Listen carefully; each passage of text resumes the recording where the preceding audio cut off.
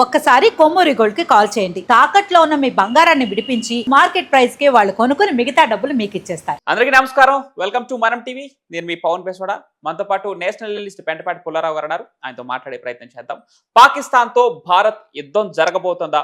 యుద్ధం కన్ఫర్మ్ అయితే పరిస్థితి ఏంటి? రెండు దేశాల సమర్థతలు ఏంటి? దీనిపై విశ్లేషణ తీసుకుందాం. సార్ నమస్కారం. సార్ నమస్కారం. ఏంటి సార్, ఈరోజు 24 గంటల్లో భారతదేశం మా మీద యుద్ధం ప్రకటిస్తుంది, మా మీద దాడి చేస్తుందంటూ ఈరోజు పాకిస్తాన్ ఆర్మీ కావచ్చు, పాకిస్తాన్ రక్షణ శాఖ మంత్రి కూడా ప్రకటించడం జరిగింది. మరి యుద్ధం అంటూ వస్తే రెండు దేశాల్లో నష్టపోయే దేశం ఏంటి? మీ విశ్లేషణ ఏంటి సార్? ఒకటి 24 గంటల్లో యుద్ధం వస్తుందని వాళ్ళు అన్నారు కాబట్టి యుద్ధం రాదు. ఎందుకంటే రెడీగా ఉన్నామని మెసేజ్ ఇవ్వటానికి వాళ్ళు రెడీగా లేరు కాబట్టి జ్ఞాపకం పెట్టుకోండి. ఎందుకంటే ఎవరో నాకు దొంగతనం నా ఇంటికి చేయపోయే వాళ్ళు తెలిసి మీరు దొంగతనం చేస్తున్నారంటే చేయరు కదా రోజు అంతే. తర్వాత యుద్ధం స్టార్ట్ అయ్యాక చాలా మంది ఏమంటున్నారంటే భారతదేశం చాలా పెద్ద సైన్యం ఉన్నది, పెద్ద ఇన్నున్నాయి అన్నున్నాయి వెళ్ళిపోయి, అది కరెక్టే.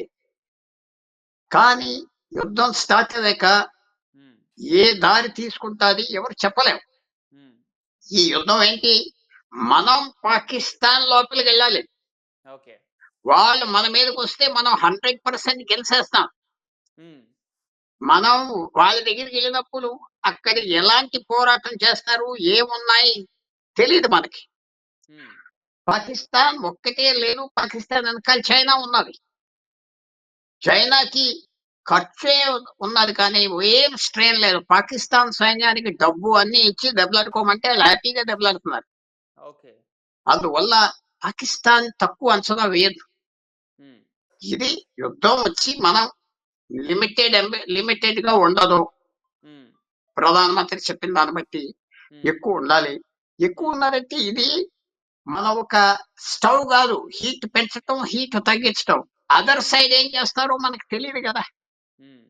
సో ఇది యుద్ధం అనగానే చాలా మంది భారతీయులు ఏదో వెళ్ళిపోతా వస్తాను మర్చిపోకూడదు. 2001-2లో కార్గిల్ లో 1000 మంది చచ్చిపోయారు భారతీయులు, 1000 మంది.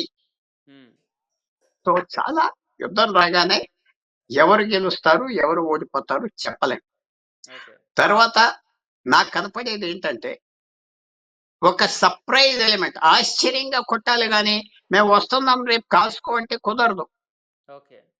ఏ యుద్ధాలు అలా గెలవరు. సర్ప్రైజ్ ఇప్పుడు వాళ్ళకి రేపు వెళ్ళామనుకో రెడీగా ఉన్నారా లేదా, ఇంకొచ్చి సర్ప్రైజ్ అటాక్. ఎక్కడి నుంచి అటాక్ చేస్తాం? కాశ్మీర్ నుంచి చేస్తావా, గుజరాత్ నుంచి చేస్తావా, రాజస్థాన్ నుంచి చేస్తావా, పాకిస్తాన్ మీద పంజాబ్ నుంచి చేస్తావా? సో ఇవన్నీ ఆలోచించి చేస్తారు వాళ్ళు. ఆ సైడ్ కూడా రెడీ చేస్తారు కదా. చాలా మంది వెళ్ళిపోవాలి, భారతదేశం చంపేయాలి అంటున్నారు. నేను ఎందుకంటలేదంటే నేను ఎంతో అదృష్టం వల్ల ఎక్కువ చదివిన ఈ విషయాలు. జాగ్రత్తగా వెళ్ళాలి. యుద్ధం తప్పదంటే తప్పదు. మనకి పాకిస్తాన్ తో తీరని విరోధం ఉన్నది. 1947 నుంచి ఒక్క రోజు తగ్గలేదు విరోధం. 1960లో మంచిగా అన్ని సెటిల్ అయిపోయినాయి అనుకుని అప్పుడు ప్రధాని నెహ్రూ కరాచీ వెళ్ళి ఇండస్ నది ట్రీటీస్ ఒప్పందం సంతకం పెట్టాడు. ఇంకా ఫ్యూచర్ లో మనం దెబ్బలాడుకోకూడదు, మన అన్నదమ్ముల్లాగా ఉండాలి అని చెప్పాడు. అందరూ తలూపారు. కానీ 65లో మళ్ళీ పాకిస్తాన్ పెద్ద యుద్ధం భారతదేశం మీద చేసేసింది చైనా ప్రోత్సాహంతో. చైనా 62లో మనకు విరోధం అవి, తర్వాత వాళ్ళని రెచ్చగొట్టి పంపించారు. సో ఇవన్నీ యుద్ధాలు ఎంత మనం ఎవరో ప్రిడిక్ట్ చేయలేరు. తర్వాత ఇప్పుడు అన్నిటికంటే ముఖ్యం ఏంటంటే పాకిస్తాన్కి ఒక electric shock, Indus water of చేస్తాం, ఇండస్ నీరుని ఆఫ్ చేస్తాం. అది మొత్తం పాకిస్తాన్ లో 24 కోట్ల మంది నిద్రలేశారు. 140 కోట్ల మంది భారత్ లో కూడా నిద్రలేశారు. ఇలాగ నీరు ఇస్తున్నావా ఈ దుర్మార్గులకి? మళ్ళీ 60 నుంచి పోరాడి దెబ్బలాడి అల్లరి చేస్తున్నారని భారతదేశంలో ఆశ్చర్యపోయారు. పాకిస్తాన్ లో ఆశ్చర్యం ఏంటంటే ఓ వాళ్ళ నీరు మనకు వస్తుందా, ఉమ్, ఇప్పుడు ఆఫ్ చేస్తే ఏమవుతాం? ఇదే వాళ్ళు ఇద్దరు దేశాలకి ఒక షాక్ వచ్చింది. ఈ స్టెప్ నరేంద్ర మోడీ విశేషంగా తీసుకున్నాడు, బలంగా తీసుకున్నాడు. అన్ని యుద్ధాల కంటే ఇది ఒక పెద్ద ఛాలెంజ్ పాకిస్తాన్. ఉమ్. సార్ ఇక్కడ పాకిస్తాన్ భారత్తో యుద్ధం చేసి ఎంతవరకు గెలుస్తుందో ఎవరు చెప్పలేం. కానీ అది ఖచ్చితంగా ఓడిపోతుంది. సైనిక బలం తక్కువ ఇవన్నీ ఓకే. కానీ పాకిస్తాన్ యుద్ధం చేయకముందే ఓడిపోయిందని తెలుస్తా ఉంది. అంటే అక్కడ ఉన్నటువంటి 1450 మంది సైనికులు రాజీనామా చేశారని వార్తలు. 250 మందికి పైగా సైనిక అధికారులు కూడా రాజీనామా చేశారని. ఇక దాంతో పాటు ఇప్పుడు బలూచిస్తాన్ లిబరేషన్ ఫ్రంట్‌తో అక్కడ అంతర్గత పోరు నడుస్తా ఉంది. వాటిని సద్దుమణిగే ఆ దిశగానే పాకిస్తాన్ చర్యలు చేపట్టలేకపోతుందని కొంత నేషనల్ మీడియా వార్తలొస్తున్నాయి. దీంట్లో ఎంత నిజం ఉంది? పాకిస్తాన్ ఎలాంటి చర్యలు తీసుకోబోతుంది ఈ విషయాలలో? ఏ నిజం లేదు దాంట్లో. దాంట్లో హ్మ్. 1952లో ఇండియన్ ఆర్మీ యాక్ట్ అని మనం స్థాపించాం.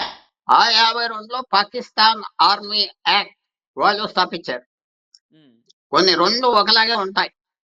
ఏ సైనికుడైనా నేను వెళ్ళిపోతున్నా ఇంటికంటానికి వీల్లేదు. హ్మ్. వారికి పర్మిషన్ ఇస్తే రిజైన్ చేయాలి. హ్మ్. పర్మిషన్ ఇవ్వకుండా లీవ్ పెట్టి వెళితే పోలీస్ స్టేషన్ పిలుస్తారు. రెండు చట్టాల్లో, పాకిస్తాన్ చట్ట, భారతదేశం చట్టాలు, ఆర్మీ యాక్ట్ లో హ్మ్. ఎవరైతే ఇలా వెళ్ళిపోతారో హ్మ్. వాళ్ళకి చావే పనిష్మెంట్. జ్ఞాపకం పెట్టుకోండి. హ్మ్.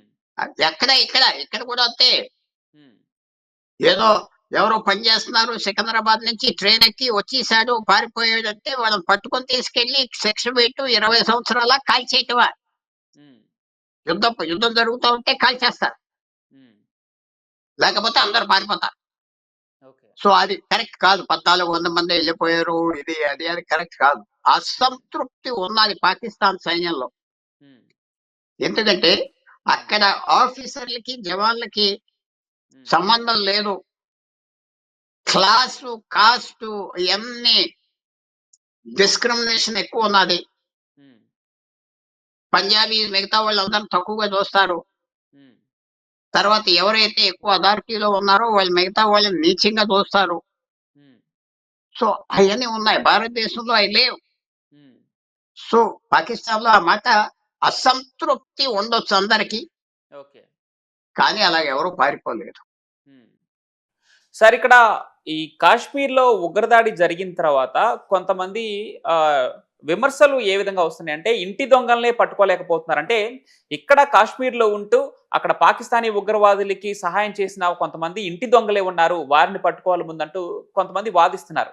నిజంగానే భారతీయులే అంటే కాశ్మీర్‌లో ఉన్నటువంటి భారతీయులే పాకిస్తానీ ఉగ్రవాదులకి సహకరించారా? ఎందుకంటే నిన్న సోషల్ మీడియాలో ఒక వీడియో ఒక టూరిస్ట్ సెల్ఫీ వీడియో తీసుకున్నాడు. దానికి సంబంధించినటువంటి ఒక వీడియోలో ఆ జిప్ ఆపరేటర్ ఎవరైతే ఉన్నారో ఆ మతం పేరుతో ఆ దైవాన్ని తలుచుకుంటూ వారిని వదిలిపెట్టడం జరిగింది. సేమ్ సైమల్టేనియస్ గా అక్కడ ఉగ్రదాడి జరుగుతా ఉంది. గన్ షాట్స్ కూడా వినపడతా ఉన్నాయి. సో ఇంటి దొంగలు ఉన్నారంటారా? మీ విశ్లేషణ ఏంటి సార్? తప్పకుండా ఉన్నారు, ఎందుకు లేరు? హ్మ్. వాళ్ళు సపోర్ట్ చేస్తున్నారు. 75 సంవత్సరాలు బట్టి వాళ్ళ బుర్ర నిండా ఇదే చెప్తున్నారు కదా. హ్మ్. మీరు మతం గురించి వేరే అయిపోండి, లేకపోతే వేరే దేశం అయిపోతారు, మీ హ్మ్. కాశ్మీర్ కి ఇంకా బంగారం అయిపోతారు, స్విట్జర్లాండ్ లాగా ఉంటారు చెప్తా హ్మ్. వస్తున్నారు కదా. హ్మ్. వాళ్ళు కూడా డబ్బులు ఇస్తున్నారు, చేస్తున్నారు. హ్మ్. సో ఇదంతా మామూలే.